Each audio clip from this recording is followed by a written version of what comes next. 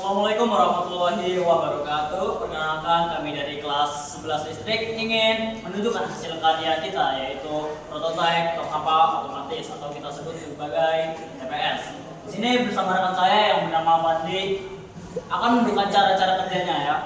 Di sini kita mempunyai beberapa sampah organik ya, salah satunya adalah cangkang dari kelengkeng. Mari kita simulasikan. Nah, seperti yang kita lihat, ya, sensor akan mendeteksi sebuah sampah jika kita meletakkannya di depan.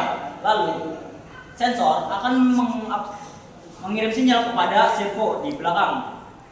Kita lihat pada sini. Nah, saat ada sinyal, servo akan naik ke bawah seperti ini.